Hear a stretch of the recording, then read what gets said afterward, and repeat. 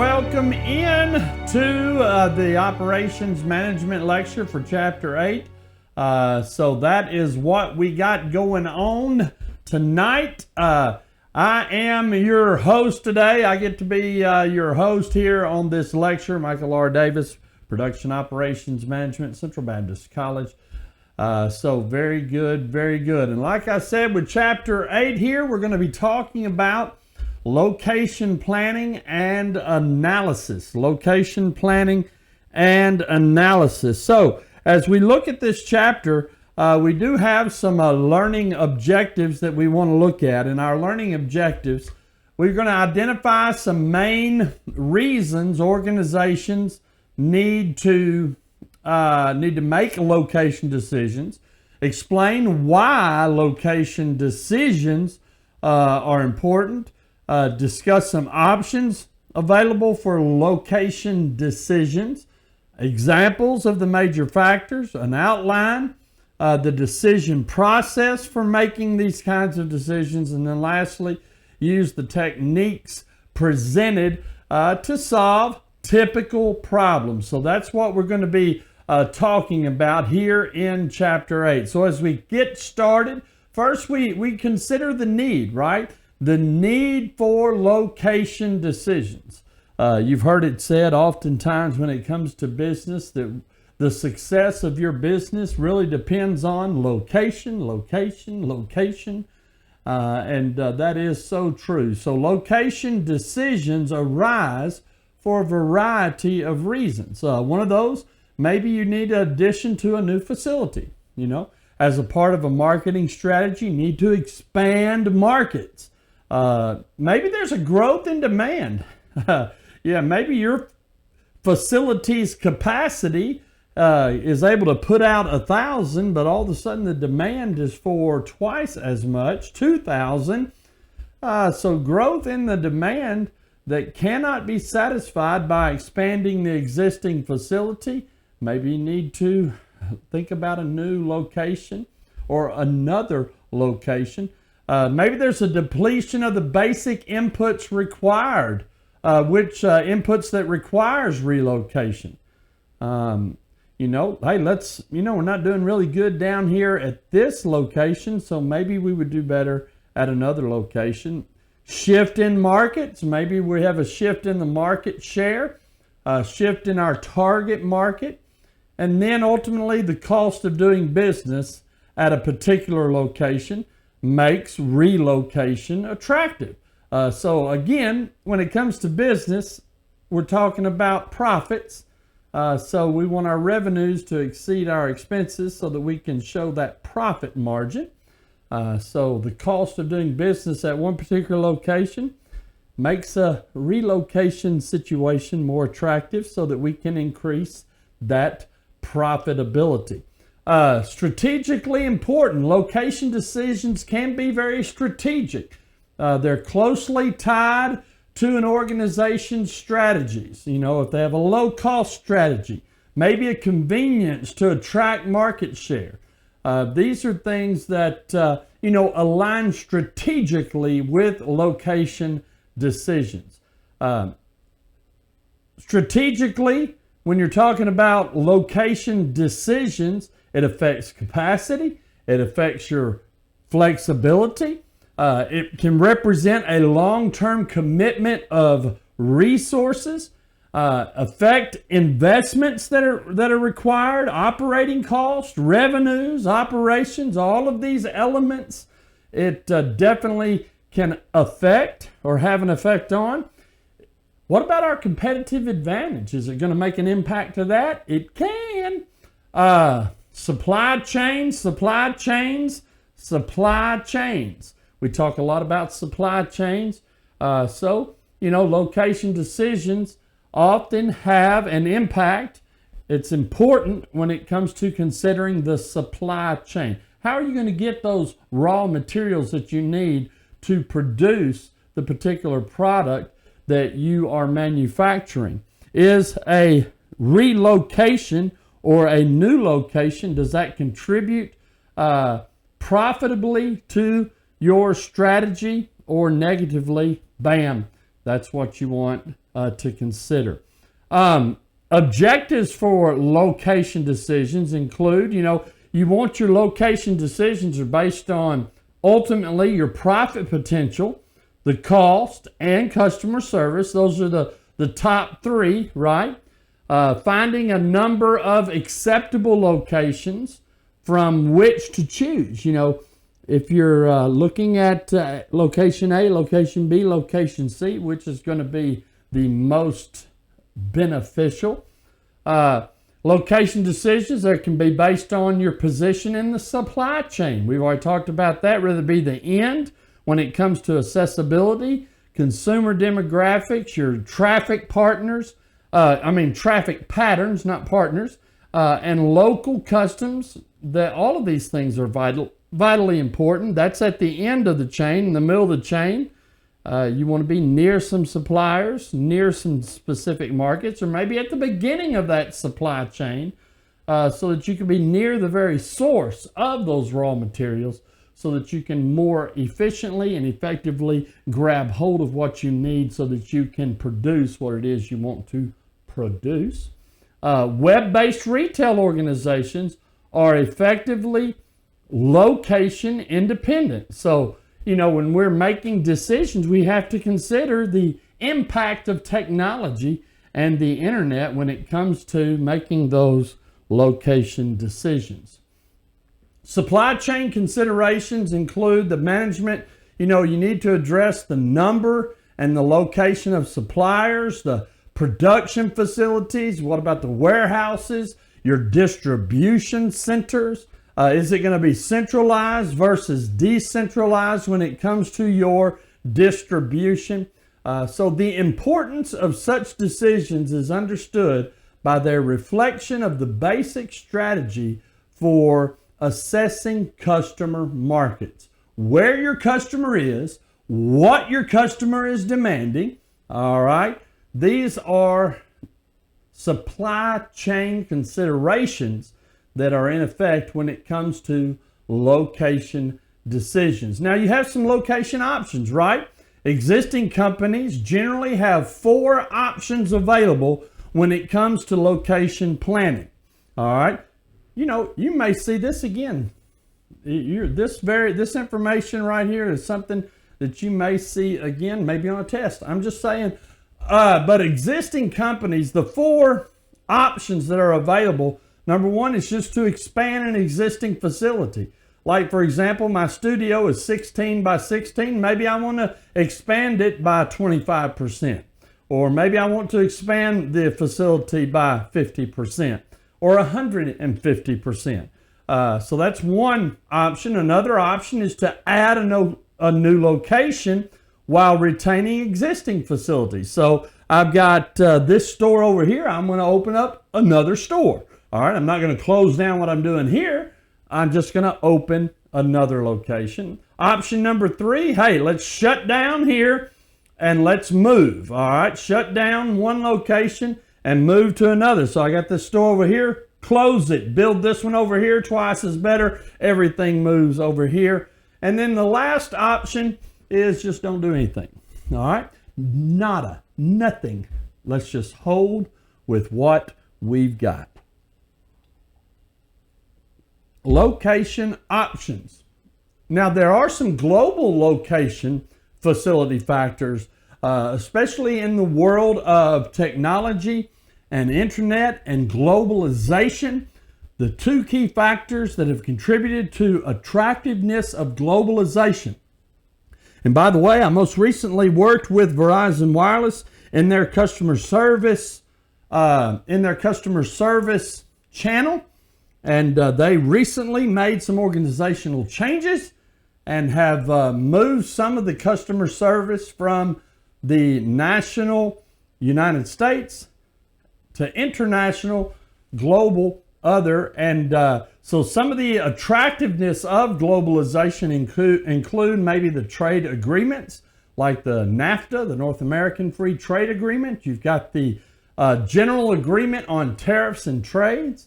The United States-China Trade Relations Act, and then you got the European Union with the World Trade Organization efforts to facilitate trade. So, countries are trying to open the doors globally to tap into, a more, just another market share, increased demand, increased customer base, those kinds of things. And then the second key factor that's contributed to the attractiveness of globalization is technology. It's real easy for a central office to connect with, other parts of their organization and other parts of the world with the use of technology. Advances in communication and information technology have been very significant when it comes to globalization and, factors when it comes to global location. Now, there are some global location benefits. A wide range of benefits have accrued to organizations that have globalized operations. You're tapping into new markets. You got maybe some cost savings. There's some legal and regulatory benefits, financial benefits, and a host of other benefits associated with with choosing to go global. All right, going global. Now, the disadvantages arise when locating globally. There's transportation cost, security cost. Maybe you're dealing with an unskilled labor situation. Maybe there's some import restrictions, and then criticism for locating out of the country. Not too terribly long ago, if you remember, a lot of the clothing brand and production of clothing was USA made, right? And there was a push to do business with people who manufacture their products within the United States instead of going global. So there are some disadvantages as well. Now, when we talk about the risk associated with globalization and global location, organizations, locating globally, you got to be aware of the potential risk factors. You've got political instability and unrest, terrorism, all right, heaven forbid, and I'm sorry I have to say it, but that's something that we have to consider as a major risk factor in different parts of the world. There's economic instability. You've got legalities associated with regulation. There's ethical considerations, and then the cultural differences as well. All of these are risk factors needing to be considered when we're thinking about globalization and locating globally. Managing global operations, managerial implications for global operations, things like language and cultural differences. There's a risk for miscommunication, development of trust when it comes to different management styles. In the United States, the management style that exists here in the United States can be a lot different than maybe the managerial style in China or Japan or, Russia, Brazil, some of these places, Colombia. So we need to recognize those different management styles. And then, hey, just flat out corruption and bribery. It exists. It is definitely a managerial implication when it comes to the language and cultural differences when managing global operations. There's increased travel. So with increased travel, that's going to be an increase in cost. All right, that is a variable cost, by the way, but can be an increase in the cost. There are challenges that are associated with managing that far-flung operations, meaning I got my headquarters in Conway, Arkansas, but then my stores, I have stores that exist in other parts of the world across the ocean. That's definitely a far-flung operation circumstance. So there are some implications there, managerial implications. that exist. Level of technology and resistance to technological change. Now, this is a pretty extreme illustration, but like in North Korea, let's just say I wanted to expand globally into North Korea. Well, listen, there's a lot of sanctions that exist in North Korea. The government there in North Korea has a heavy hand on even internet access. So that would definitely be a challenge that is associated with that resistance to technological change. And then lastly there, the domestic personnel may resist relocating, even temporarily. And guys, I'm raising my hand, that's me. Verizon came to me not too terribly long ago. I was a senior trainer and developer. They came to me not too terribly long ago and said, we're moving our customer service to Mexico and to other parts of the world. We want you to apply. We want you to move to Mexico to do what you're doing here in America, but we want you to do it in Mexico. And, I was resistant to that. I didn't want to move, and I didn't move, and I had to separate with Verizon because. So I am a domestic personnel that resisted relocating.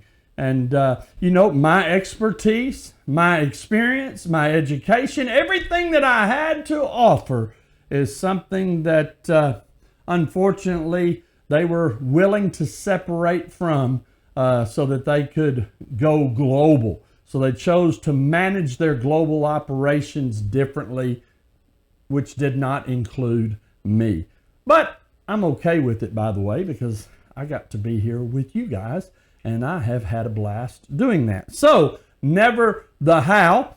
Locations, the general procedure when it comes to location decisions. Look here on the slide here. Number one, decide on the criteria to use for evaluating location alternatives. You need to identify some important factors. The location of markets, raw material accessibility, develop location alternatives. So you want to identify the country, identify maybe more than one country for a new location, identify the general region for a location, maybe a small number of community alternatives, site alternatives among the community alternatives. So these are the steps to general procedure when it comes to location decision. And lastly, you've got to evaluate the alternatives, and ultimately, you got to make a decision, right? You got to make a decision.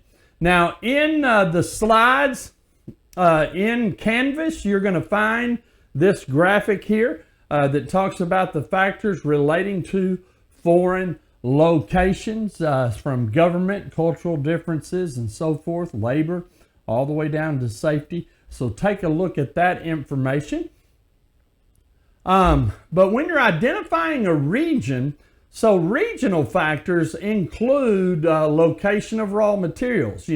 If I'm making a specific product, the different elements, the different raw materials that are used to produce that, is it something, or is the location of these raw materials necessary? What about the perishability? And then transportation costs. How are we going to get the raw materials from the supply chain to our manufacturing facility, and the costs that are associated? Not only do we have the location of raw materials, but what about the location of the market? As a part of the profit-oriented company's competitive strategy, we're thinking about that location of the market. It just doesn't make sense, all right? It doesn't make sense to manufacture a product in a place where there is no demand, right? So we need to think about the competitive strategy. The not-for-profits can meet the needs of their service users. That's another consideration, regional factor when it comes to location of the markets. And then lastly, the distribution cost and perishability. So these are the regional factors associated with when it comes to identifying a region, when it comes to location. Let's see here. You also have labor factors. Cost of labor is always number one. Availability or the suitable skilled workers, right? Suitably skilled workers. What about the wage rates in the area? Productivity, attitudes. There are different attitudes in different regions, even different regions of our own state. In Arkansas, there are different attitudes towards work. Whether unions pose a serious potential problem or not. Other factors, the market climate, taxes that may play an important role when it comes to location decisions. So these are the regional factors when identifying a region. When it comes to identifying a community, there are many communities that actively attempt to attract new business that they perceive to be a good fit for the community. A lot of mayors of municipalities seek out for specific businesses or manufacturing facilities because they feel like that's a good fit for their particular community or municipality. Businesses also actively seek attractive communities, based on factors like what's the quality of life of that community, services available, attitudes, taxes, environmental regulations, utilities, and development support. So all of these are things to consider when identifying a community that we may want to relocate in. Location, identify a site.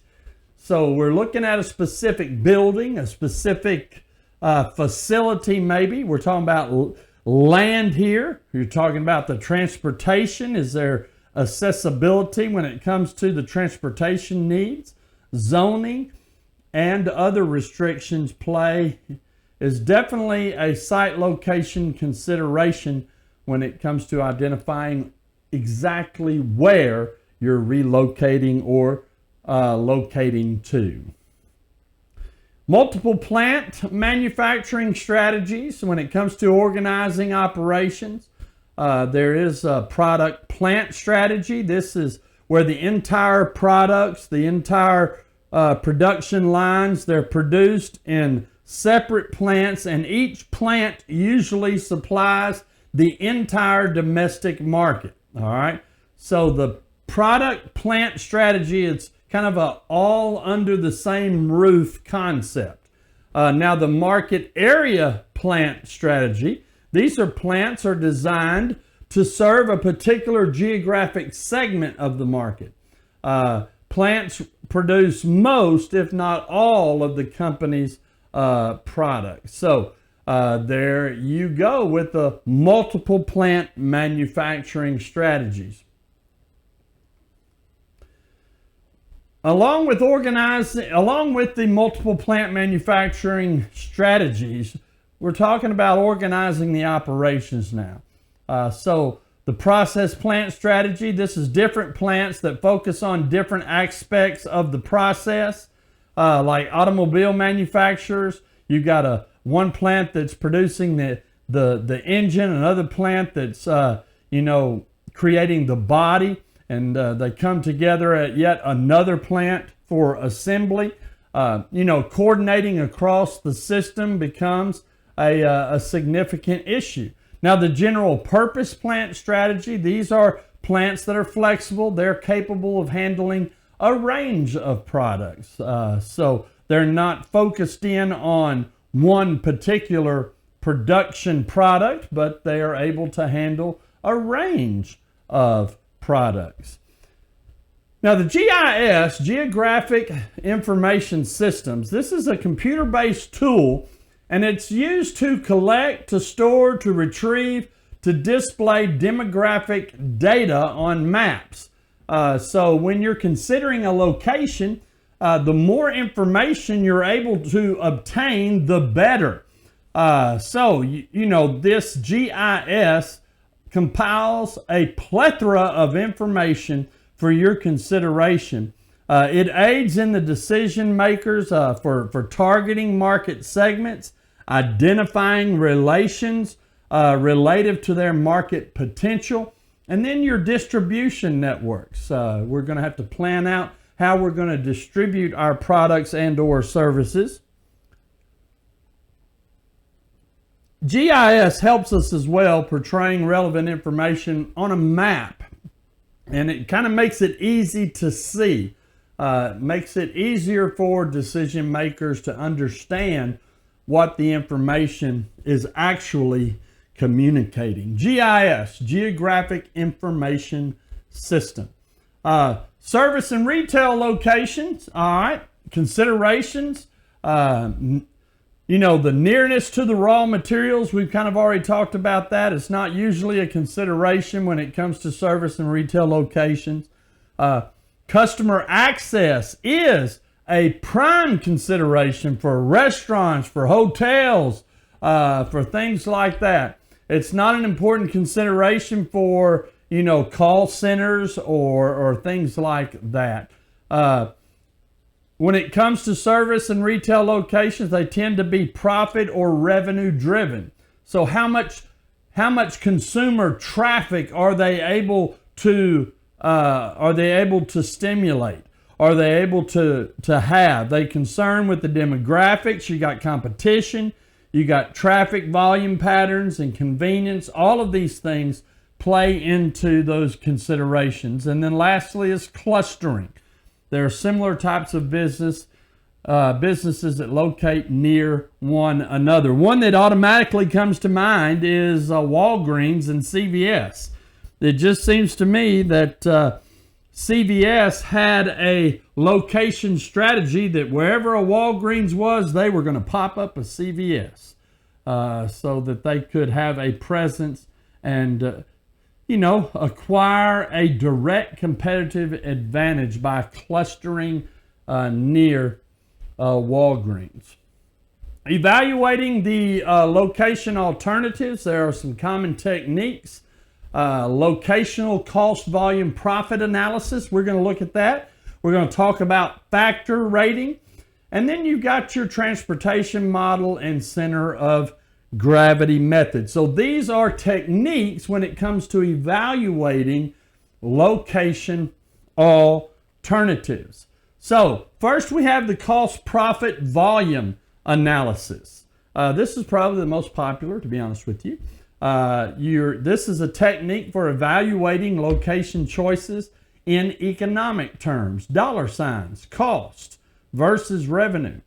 The steps are to determine the fixed and the variable cost for each option or alternative, and then you plot the total cost lines for all alternatives on the same graph so that you can see them, and then you just determine the location that will have the lowest total cost or highest profit for the expected level of output.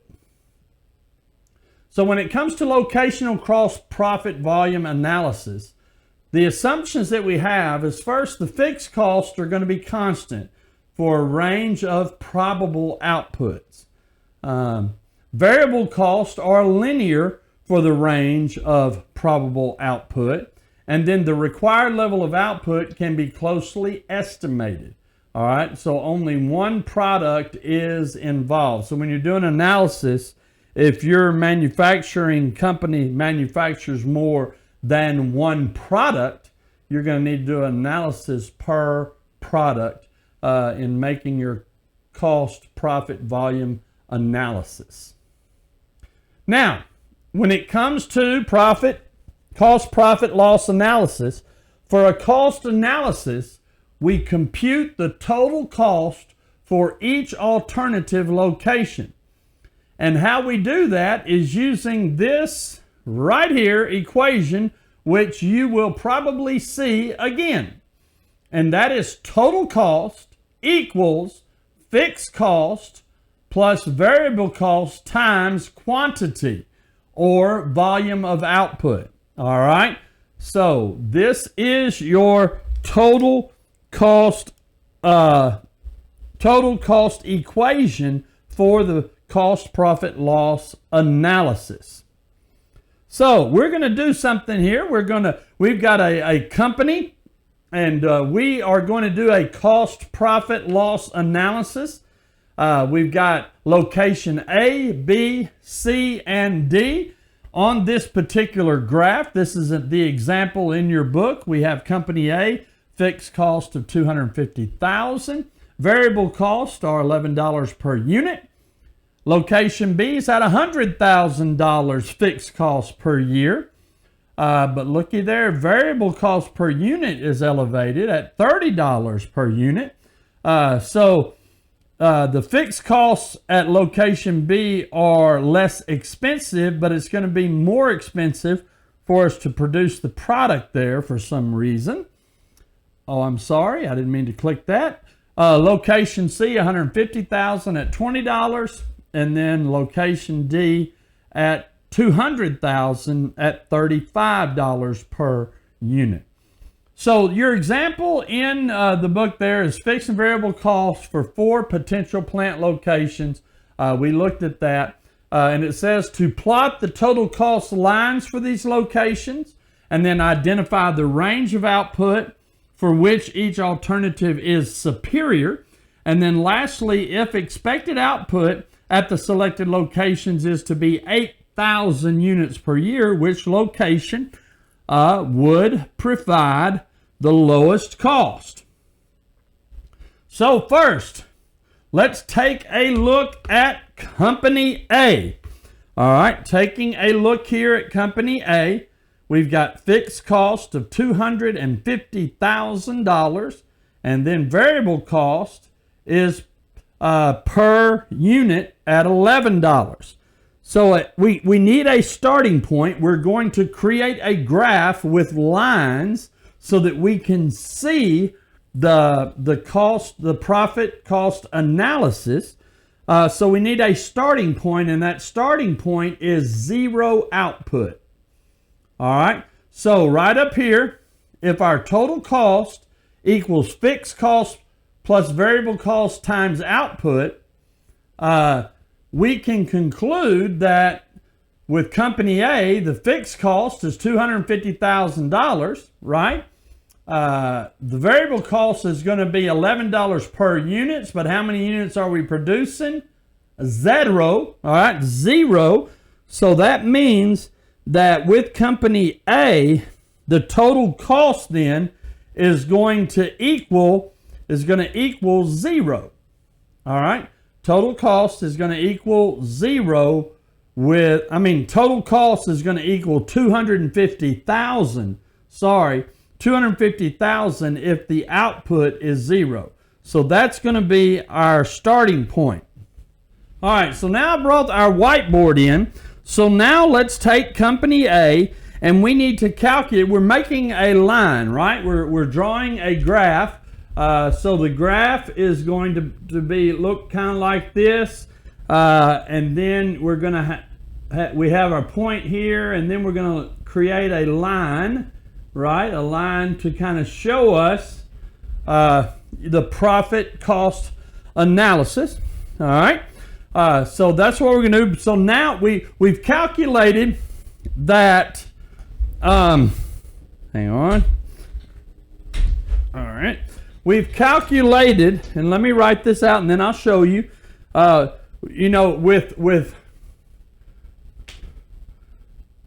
With 0 output, Company A, we're talking about Company A, the total cost equals $250,000. So that's our starting point, okay? So if output is 0, then our total cost is going to be $250,000. Now, let's calculate what if our output, all right, our output equals 10,000. All right, let's plot that out. So how are we going to do that? Well, this is how we're going to do it, guys. We're going to use our equation where total cost equals fixed cost plus variable cost times quantity. All right. Now from our graph, I may fly the graph in so that we can see it. But from our graph, we see that the fixed cost is $250,000. All right, so that's our fixed cost. And then we see that our variable cost, we're going to add our variable cost is $11 times quantity. All right, so we've got 250,000 plus 11 times quantity. I just got a ESPN notification. All right, very good. So that means we'll just finish filling in $250,000 plus 11 times, and our output or quantity is $10,000.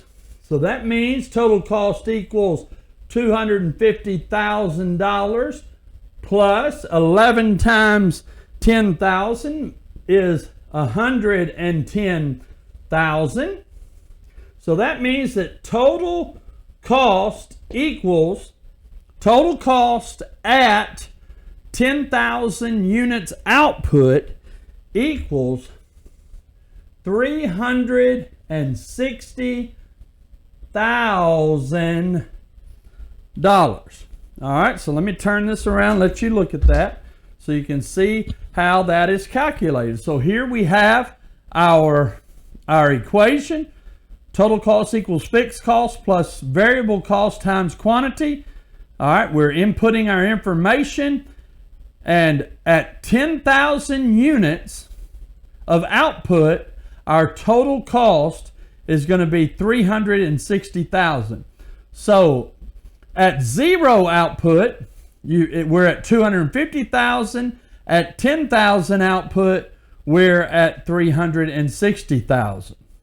And now we will plot that out on a graph, and that graph looks like this. All right, now I created this graph in Excel, so it may not be exact, all right, but it does give us a visual representation. So you see over there on the far left, you've got the total annual cost. That's 100,000, 200,000, 300,000, all the way up to 700,000. And then at the bottom, you have annual output, 2, 4, 5, 6. That's 2,000, 4,000. Look, I forgot 3,000. That's why my graph messed up.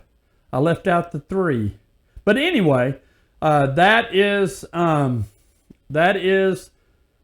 the line for Company A. All right, you see the line for Company A. At zero output, we're at 250,000, and then at 10,000 output, which is the annual output number 10, you go up to the top. It's between the 3,000 and the 300,000 and the 400,000. So that's the $360,000 mark. All right, so that's Company A. And then with Company B, you do the exact same thing. With Company B, our fixed cost per year is $100,000. Our variable cost per unit is $30. So at zero output, that means that our total cost to be placed on our graph is going to be $100,000. That's where we're going to start. And then we just do the math again, and I'll bring my whiteboard over, and we'll do the math on Company B. All right, now we're looking at Company B. All right, so we're checking out Company B here. We already determined at zero output. All right, at zero output that we're at $100,000. All right, $100,000 total cost. Okay, and that's at zero output. That's where we start. So now with company B at 10,000, okay, 10,000 units. What is our total cost? Well, to calculate it, total cost equals fixed cost plus variable cost times Q. All right, let's input our information here. We're at $100,000 plus what is the variable cost for company B? $30. All right, times quantity. Our quantity is 10,000, so let's input that information. 100,000 plus 30 times 10,000. That equals 100,000 plus 4, not 4.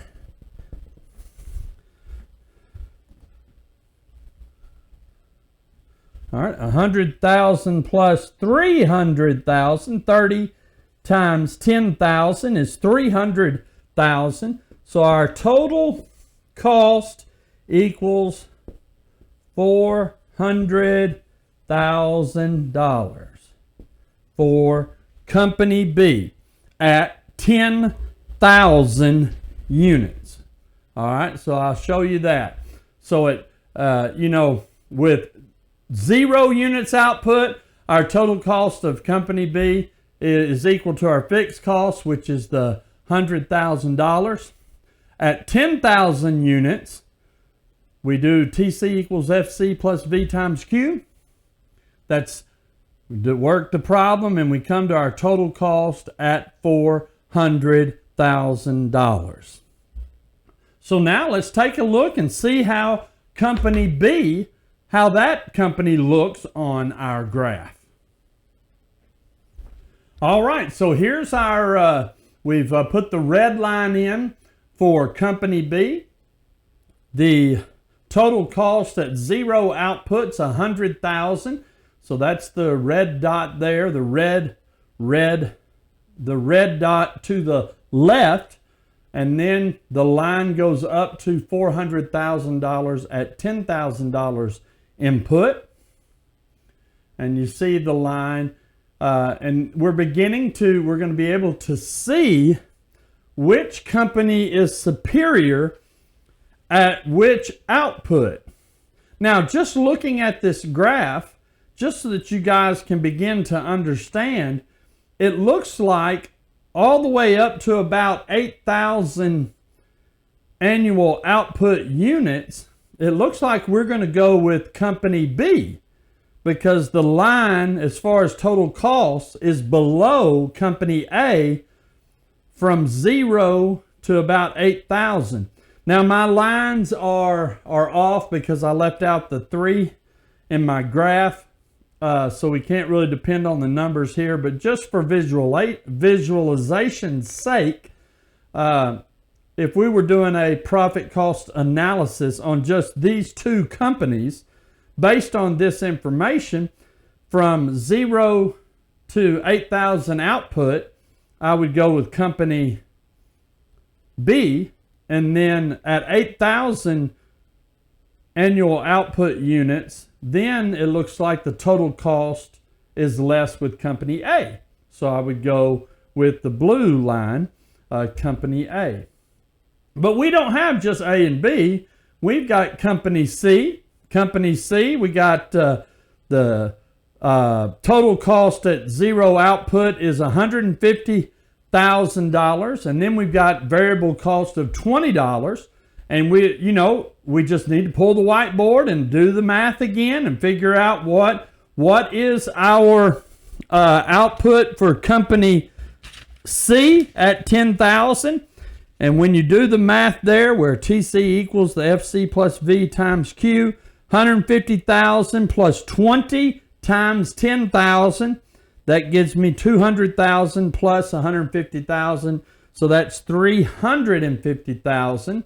So company C, we see company C is 150,000 is where it starts, and it goes up to very close to company A at the $350,000 mark. Company A was $360,000. Company C is $350,000. And then Company D there, the black line, starts in at $200,000 at 0 output, but at 10,000 output, it climbs, it's $35 per unit.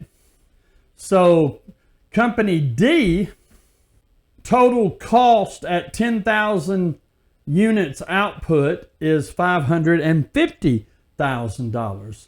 So we've got it graphed out. Now we're able to see, right?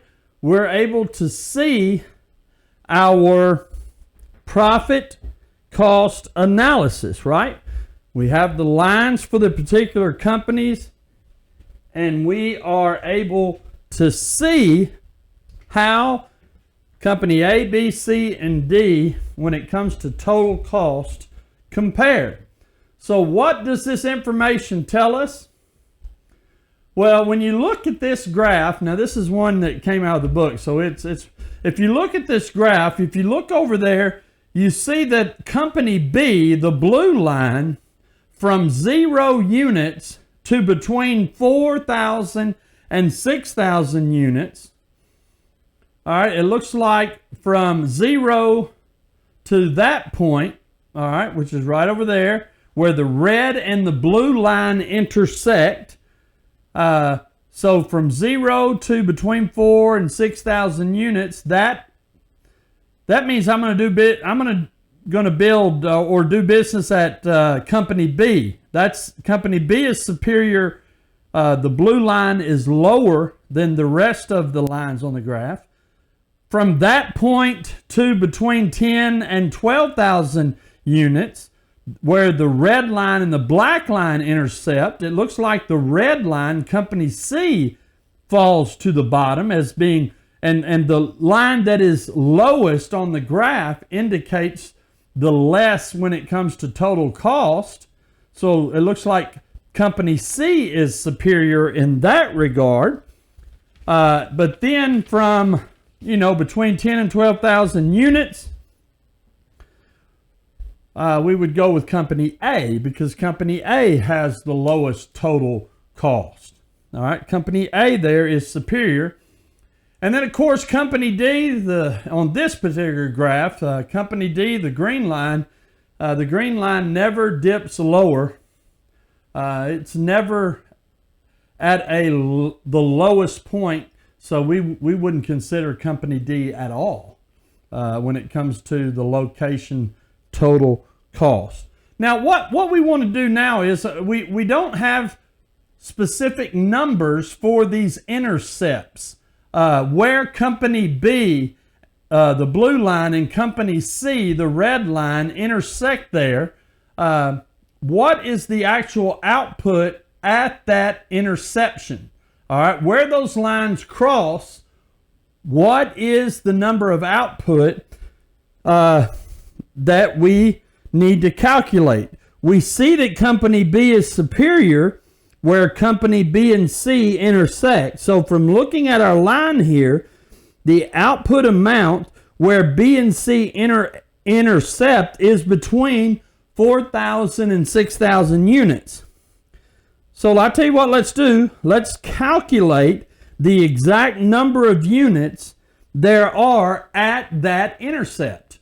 And I'm going to pull my whiteboard over here, and we're going to look at it together. All right, now that I pulled my whiteboard in, now we're going to calculate where the Company B and C, where that intercept is, what the value of the output is at that intercept. I'm going to go ahead and put over there in the corner, I'm going to put the graph up there. Here we go. All right, there we go. So there's your graph. And we're looking at Company C and Company B. All right. So, and what we're talking about here, this graph, it is showing us total cost. All right. That's TC. All right. So it's showing us total cost. So we are trying to figure out where the company B and company C, where those lines cross or intersect, at that moment, the total cost for company, not company A, but company B, all right, the total cost for company B equals the total cost for company C. All right, I hope you're able to see that. At that intercept, the total cost for company B and the total cost for company C are equal. All right, so we're trying to figure out what is the units, right? What are the units? So remember that total cost, all right, I'm going to just kind of put over here for us to remember that total cost equals fixed cost plus variable cost times quantity. So we can put this part of the equation, all right, on both sides. So we're going to do not A, all right? So fixed cost plus variable cost for company B times quantity. The quantity is going to be the same on both sides. So it's just times quantity. All right, equals the fixed cost for company C plus variable cost company C times quantity. All right, so see what we're dealing with here?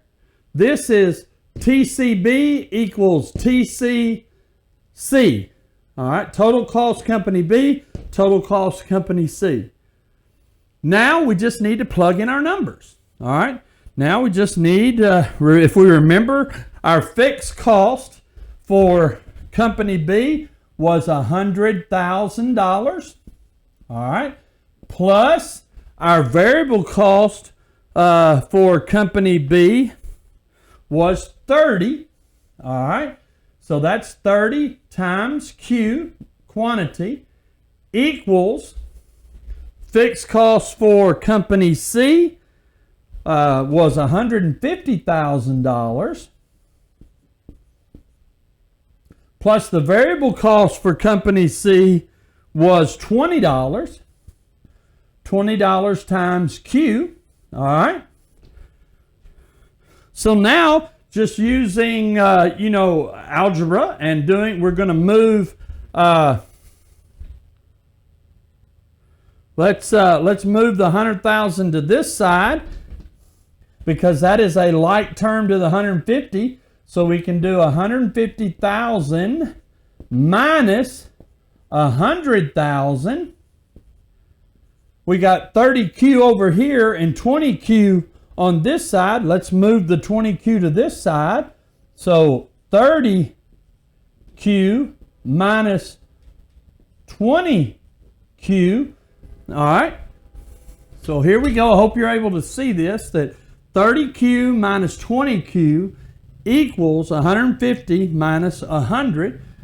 Now we're just doing the math. So 30 minus 20 is 10Q equals 150,000 minus 100,000 is 50,000.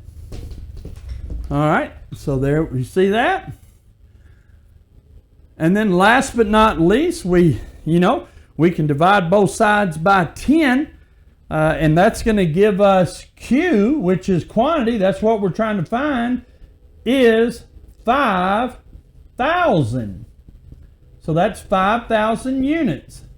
So what we have calculated is that up there in the graph over there, where company B and company C intersect on our graph, is 5,000 units.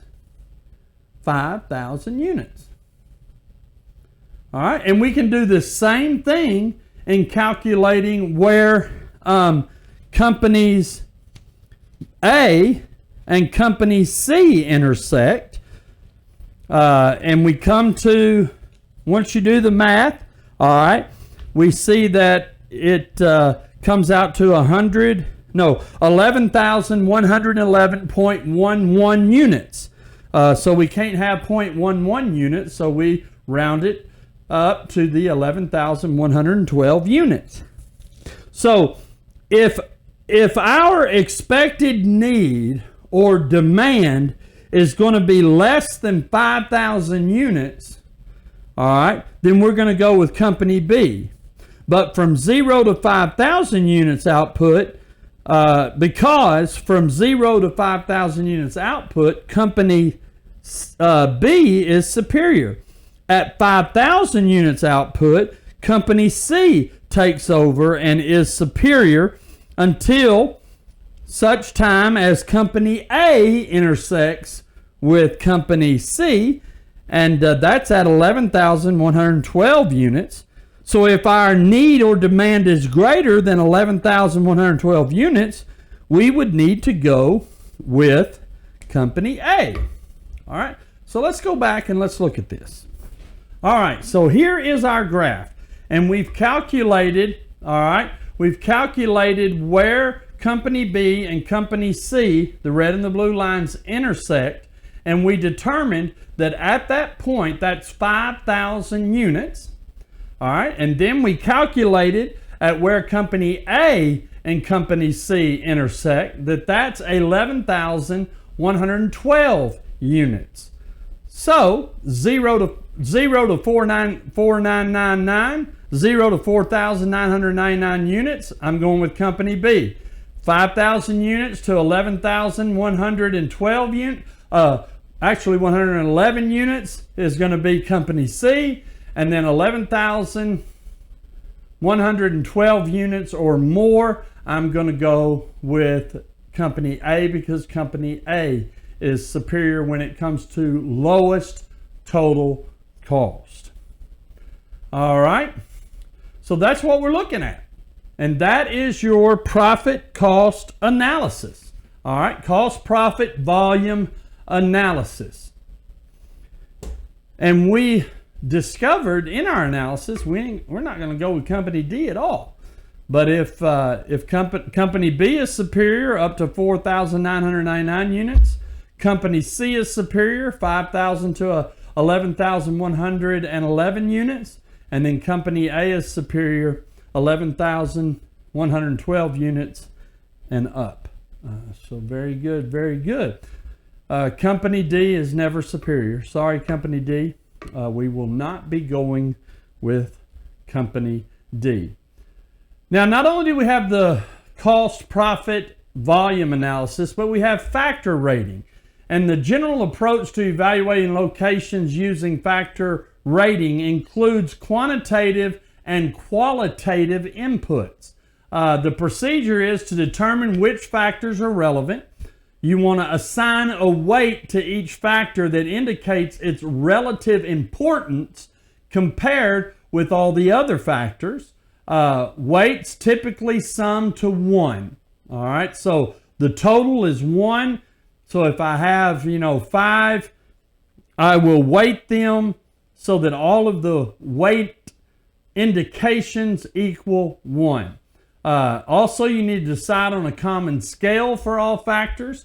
Set a minimum acceptable score if necessary. You can multiply the weight factors by the score for each factor and then sum the results of each location alternative to determine the superior alternative. And then choose the alternative that has the highest composite score unless it fails to meet the minimum acceptable score. Okay, so this is factor rating. And here are our factors over there on the far left side.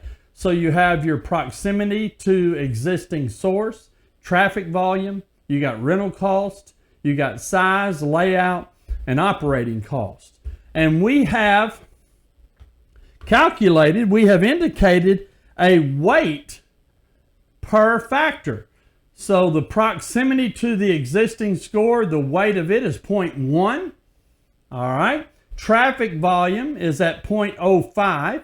So what that tells me is that traffic volume is half as important as the proximity to the existing source. The weight of the proximity is 0.1. The weight of traffic volume is 0.05. So it's traffic volume is less significant than proximity to existing source. But then you move down to rental cost, right? And rental cost there is at 0.4. So rental cost carries a heavy weight. It is of greater importance. Then size 0.1, layout 0.2, operating cost is at 0.15, and that gives you your total there at the bottom of 0.1. And now you see your scores out of 100, all right, for alternate 1, alternative 1, and alternative 2. And looking at the scores here, the proximity factor is 100%, all right, of importance there, but it's only weighted at 0.1. So we can't just add up these columns, right? I can't take that 100 over there in alternate 1 and add it to the 80 and to the 70, 86, and then get a score, and then alternative 2 just sum them up. I can't do it that way, because these scores out of 100 are weighted. So basically what this means is, take alternative number 2. The proximity to existing source is 60. All right, 60 out of 100. All right. But then we look down at, well, let me use another example, because let me see here. All right, let's take down here at the bottom. Take down here at the bottom, all right? So you've got operating cost. Alternative 2 is 90. All right, so that's 90 out of 100. That's pretty important. But we have 90 out of 100 on rental cost as well. But these are not equal, because that 90 score is weighted at 0.4. Whereas this 90 scale down here, 90 score down here, is weighted only at 0.15. So we have to factor in the weight to the score. And how you do that is you just multiply the score times the weight. All right? So you see there with alternative 1, the proximity to the existing source there, that 0.1 weight times the 100 score, that gives me a 10. And then traffic volume, the weight is 0.05 times the score of 80, that gives me 4.0. And then I do all of those scores the same way. Then I add up those scores. And when we do that, we're able to see that alternative 2 is superior to alternative 1, because their weighted score is 82.7 on alternative 2, and the weighted score on alternative 1 is 70.6. So I'm going to go with alternative 2. All right, I hope that you see that in class. Be sure and ask questions if you don't see that. Now, your transportation model. This is a method for locating a facility that minimizes transportation costs, can be incorporated into factor rating or even location cost volume analysis. But it is it's a concentration on the transportation needs of the process. And then you have the center of gravity method. And this is a method for locating a distribution center that minimizes distribution cost. Treats distribution cost as a linear function of the distance and the quantity shipped. So that's the center of gravity method, and I encourage you to be sure and read about this in your textbook. All right. Boy, Chapter 8 is jam-packed with some great information, but as far as the lecture presentation, here, it's nighttime for me. I don't know when you're watching it, but this is the end of the Chapter 8 lecture for me tonight, and for whatever time of the day it is for you. But this is Michael Davis saying thank you for tuning in and watching, and we'll see you in the classroom. So long.